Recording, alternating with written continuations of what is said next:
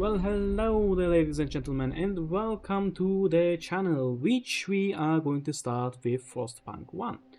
Now, this game is one of my most favorite games that I have ever played on, well, myself, let's say. This game is about building a city in a world that is freezing over. We need to try our best to survive and to provide accommodations for our people, like, well, housing. Other than that, obviously we need to provide them food. We don't have any issues with water there because everything is covered in snow, which is water, frozen. Now, as you may notice, it doesn't look like that I have played this game before. That is because I have created a new account, so that it looks a bit more fresh and a bit better for you guys. But I did play every single scenario. I nearly beat every single scenario except for one. I hope that I will beat that scenario with you guys. I don't know if I will be able to do that, but I sure hope that I will be. Now, we could right off the bat start with A New Home, which is the main scenario, but I want to show you guys the other scenarios. Now, yes, the 3 of the scenarios are like right now, because we need to first survive 20 days in the main story for these 3 to unlock. We have 2 more options, The Last Autumn and On the Edge.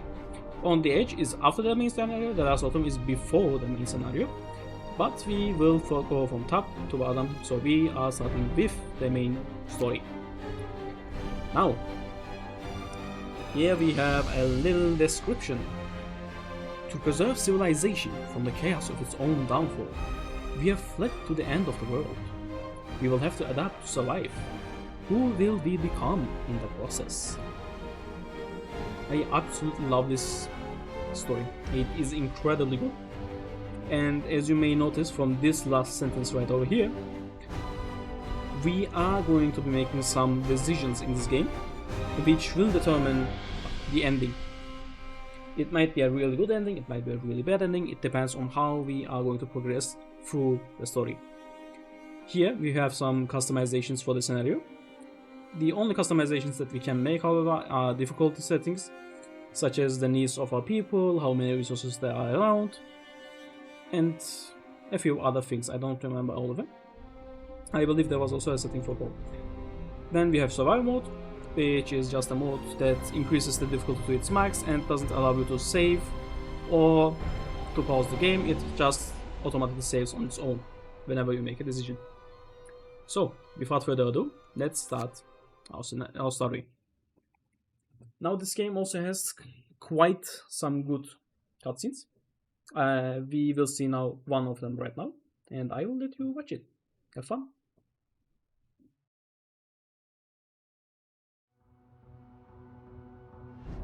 We roam the still, cold world. No horizon in sight. The rulers of old, stripped of pride and glory. It feels as yesterday we were turning the wheels of progress. Until the frost stopped it all.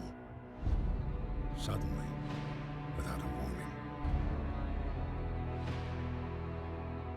When tides had changed, they changed for all of us, no matter wealth or class. We've lost our world to snow.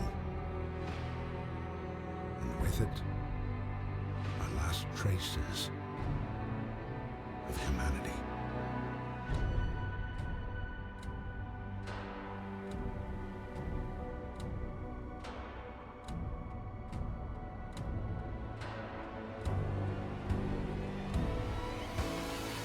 We bid farewell to plenty, and for those who remained, came the time to adapt. We decided to leave our homes and head north. We roamed for weeks, maybe months, leaving behind all the things we once believed had made us. It was hope that pushed us forward. slowly, step by step.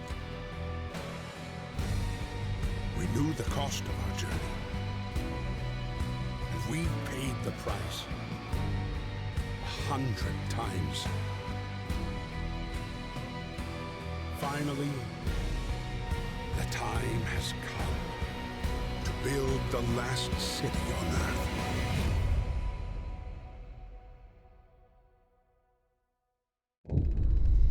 And here we go, ladies and gentlemen.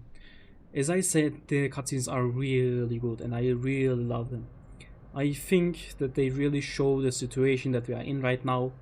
Everything is frozen solid. They went with a gigantic machine that most likely weighs a few thousand tons over a sea that's completely frozen. The ice is that thick.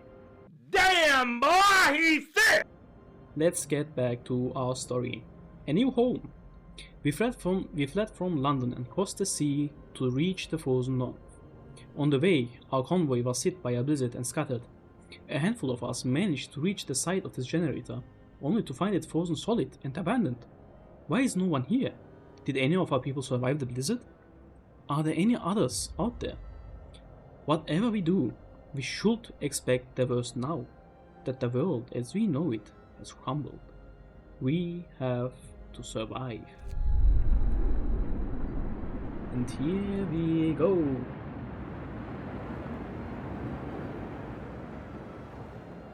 Let's see. Fight the cold. We need to get the generator working. It provides heat and power to other buildings. Without it, we will freeze to death.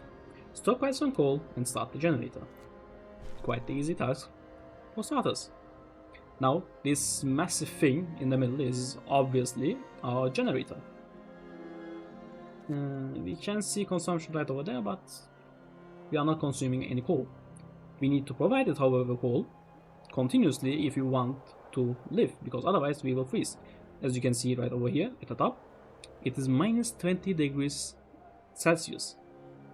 And the temperatures are only going to drop from here. We are most likely not going to go over minus 20 degrees Celsius unless we get to the ending, which I hope we will see. We can see, however, when the temperatures will drop and when they will rise. Right now, in day 4, at the start of day 4, the temperatures will drop by 2 levels. Now, each level corresponds to 10 degrees. So, for example, if it says that it will drop two levels, that means that the temperatures will drop another minus 20 Celsius degrees. So it will be minus 40, which is quite cold, I'd say. We can, however, see how cold it is outside by entering the temperature overlay. Here we can see that everything is in the color of light blue, which means that it is chilly right now. This has a low risk for people to fall ill. We generally want to avoid people from getting ill. Don't say! If people do get ill, and you do not treat them, they will get gravely ill, which will end up in them dying, which we'll also try to avoid. 10 degrees higher than that, so 1 level higher than that, better said, is livable, which has a very low risk of falling ill. I will generally try to keep people in livable conditions. I don't think that this is necessary that we keep them uncomfortable. That prevents illness completely, but with the amount of medical posts and such that I will be building, we don't really need this, especially when we will have so many people that we can't even ensure that all of them will have this much of comfort. But what I will try to avoid is housings, especially to fall under cold. At this stage, people will start to get very much angry at you. They don't like chili either. If you keep them too much in chili, they will also start to get unhappy, let's say. I will come to the statistics of that later on. Then we have very cold and freezing. Both of them I will avoid completely. I may not be able to avoid cold completely, we will see about that, but I will try my best to avoid it. So, now we need to collect coal, and how we do, we do it by collecting, for starters, coal piles, which are scattered around our map. Other than the coal pipes, we also have steel breakages and some wood crates. We want all these resources. With steel and wood, we can obviously build stuff, and coal is needed for running our generator for heat. We will also need much more coal than these. These will most likely run before the 10 days mark. And by then I will most likely, or most hopefully at least, have a coal mine placed on a coal deposit. Coal deposits and iron ore deposits are infinite resources. You can put buildings on top of them, and they will just keep on generating resources. They won't run out. Unlike these coal piles, steel workages, wood crates, and as you may see right over here, here are some frozen forests, or dead forests. I don't know what they are called in this game. Please do let me know if you know it. These are also limited resources. I generally do not use them though, so there's no reason for us to think over them. In fact, I'm most of them destroyed.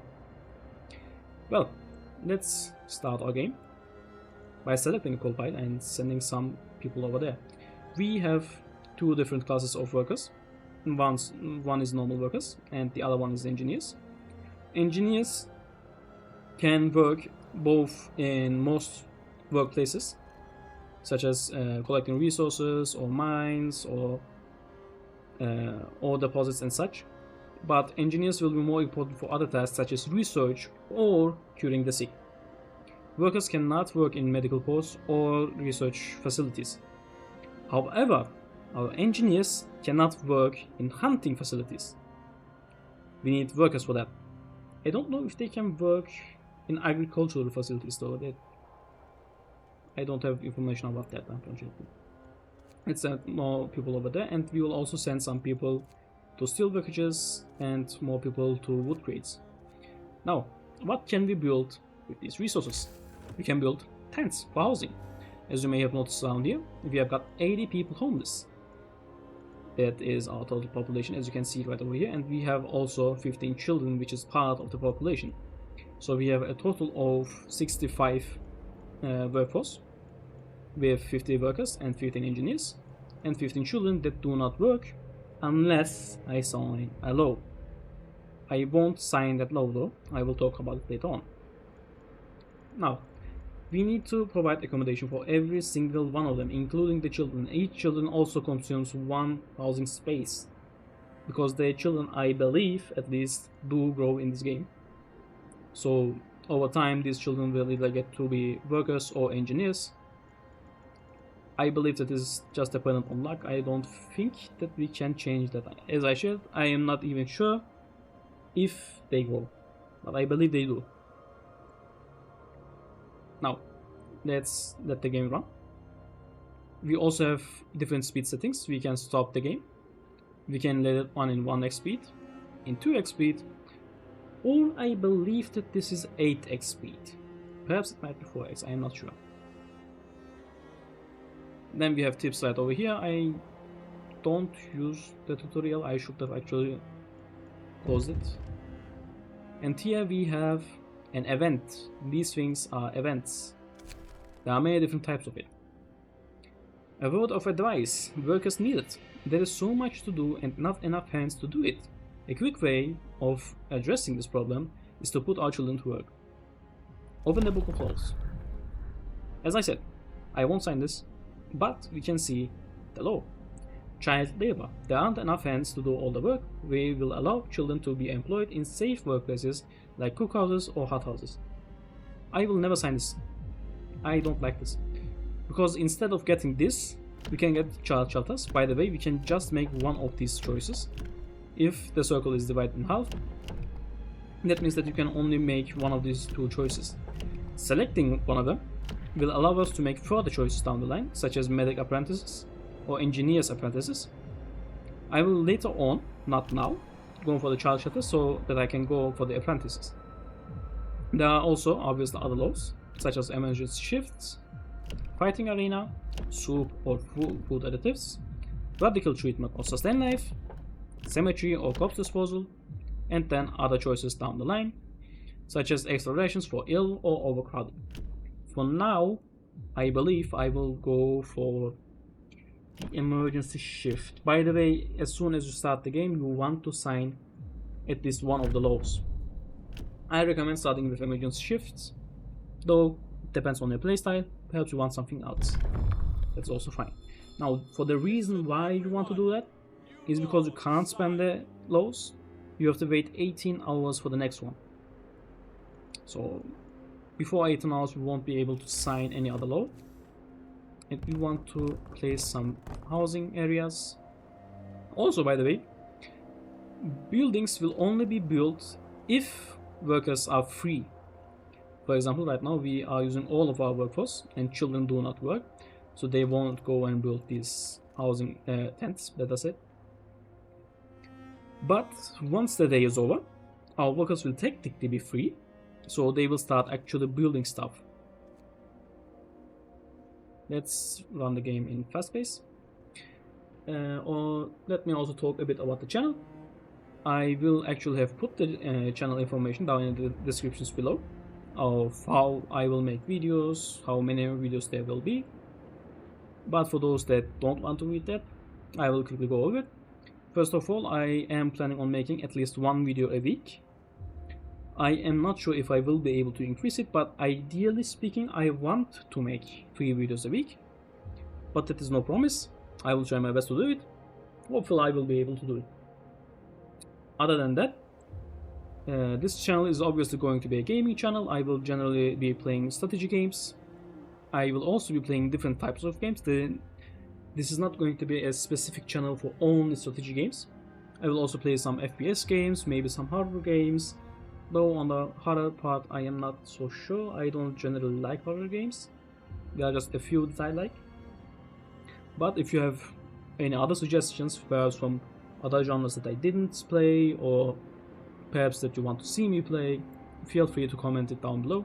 I will read each and every one of the comments, and I will try to address your recommendations. This is also not going to be my work. I am not planning on making this a full-time job, better said. That is because I am actually a university student.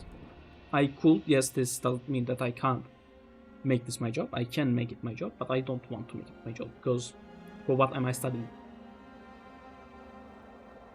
Hopefully, as I said, I will try to make 3 videos a day and just make this as a hobby, not as a work. And I believe that that will also be healthier for you guys, because that means that I will be doing it with love, so the videos should be a bit more fun. Me doing this as a hobby doesn't mean that I won't take this seriously. It is quite the opposite. I will take this very much seriously, which is why I want to make 3 videos a day instead of 1, because, well, I have just 1 day off during the week. Yes, you could say that I have the weekends. The issue is I am living also in a dorm, so I've got people in a single room, and we are living 6 people in a rather small room. So the issue with that will be that there will be a lot of chatter in the background, or doors closing and opening and such, and I don't really want that to be in the recording, because I think that that wouldn't be really that great for you guys. Neither would that be great for me, personally speaking. So hopefully we will be able to avoid that, and let's start our generator, by the way. It's getting night. Good. The generator hums with reassuring warmth, but we shouldn't take it for granted. If the generator goes down, the city dies. Be mindful of coal reserves. Now, food. There will be no city if you starve to death. Secure a way to provide raw food and build a cookhouse to prepare meals. Well, everything with an order, I'd say. And we will build a cookhouse the next day. It wants 70 wood. Should I have put the medical bay down? Or the medical post? Yeah, because there will be sick people. There are also other tabs, as you can see here. This is the building tab, and we have got different tabs right over here. One is technology, which gives us the workshop, which is required for research. Resources, this will have the coal mines and steelworks and such. But right now we just have resource depots and gathering post. I will try to build a gathering post tomorrow as well, right over here. I will explain them a bit more when I build them. In the food tab, we have right now a cookhouse and a hunter's hut. The hunter's hut gathers us raw food, this resource right over here, and the cookhouse processes this raw food into food rations. Each raw food under normal conditions will give us 2 food rations, but we can increase that with a few different methods. For example, making soup out of the raw food, or adding sawdust to it, which is a less ideal way of doing it, but a better way of doing it, but also a way that I won't do. I will just make soups instead. Now, our medical process built. As you can see, as I said, only engineers can work over here. So we go over there, we take 5 engineers out and put it there. Right now you may think that we don't need it, but you will see soon that people will start actually to fall ill. Let's leave this be.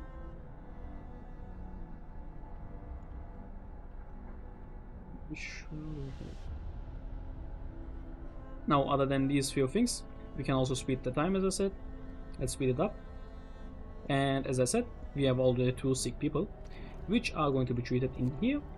And as you can see, we can also see their recovery time. One of them isn't still here, he is coming right over here. Another one is a child apparently that got sick, and he will be healed in 23